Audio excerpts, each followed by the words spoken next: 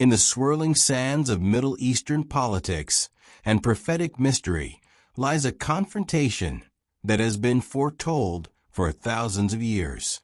This is no mere political disagreement. It is no ordinary military tension. What we are witnessing in the modern world is the manifestation of a divine narrative, laid out clearly in the Holy Scriptures, involving two of the world's most pivotal nations, Iran and Israel. This video aims to unravel that complex spiritual and historical journey, tracing the biblical prophecies that point to a climactic confrontation, and showing how world events today echo those ancient warnings.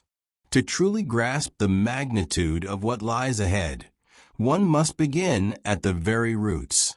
Iran, formerly known as Persia, is no stranger to the biblical narrative. Long before it became an Islamic republic, Persia was a key player in God's unfolding story of Israel.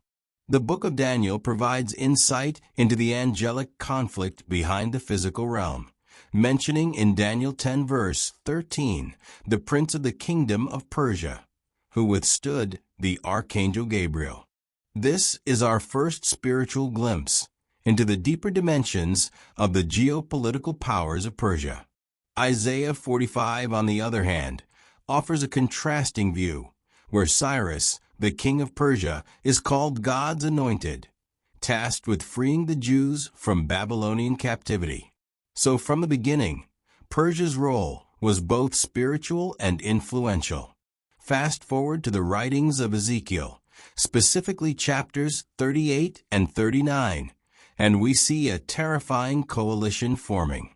Persia, alongside Gog of Magog, Cush, Put, and others, is named explicitly as one of the aggressors in an end-times invasion of Israel. This war, often referred to as the War of Gog and Magog, is not symbolic, according to many Bible scholars. It is a literal future war.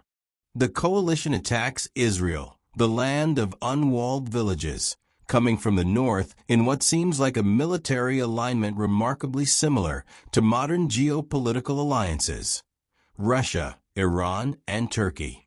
Ezekiel 38 verse 18 gives a chilling picture.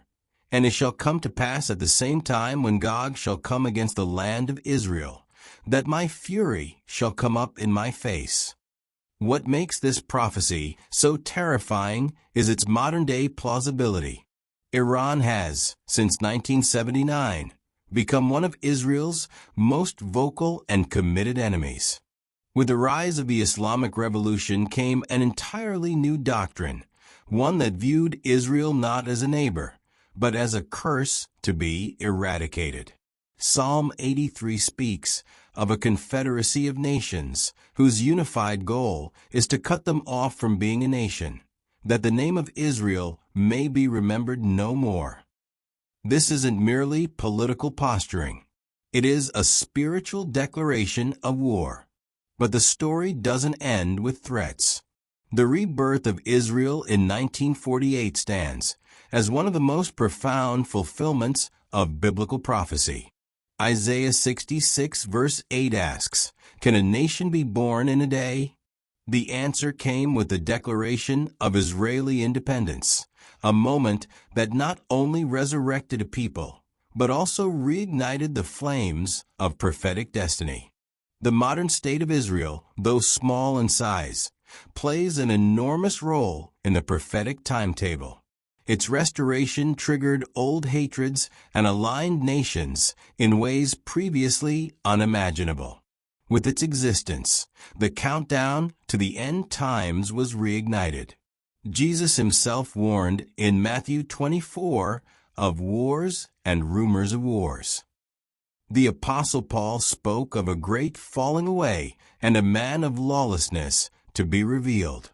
Revelation describes beasts, false prophets, and plagues, but all of it centers around one land, Israel. Iran's defiance of international norms and its pursuit of nuclear weapons are not just news stories. They are echoes of a prophecy written thousands of years ago. When Iran threatens to destroy Israel, it is not merely a rogue nation speaking. It is the spirit of Persia stepping onto the stage for the final act. But amid the darkness, the Bible offers hope. Zechariah 14 describes the day when the Lord will descend and fight on behalf of Jerusalem. Revelation 19 depicts the return of Christ, this time not as a lamb, but as a lion.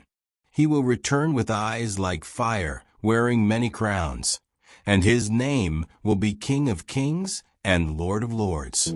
As we draw closer to this climax, we must ask ourselves, are we prepared? Are we watching? Because prophecy is not just a divine forecast. It's a call to repentance, a warning, and an invitation.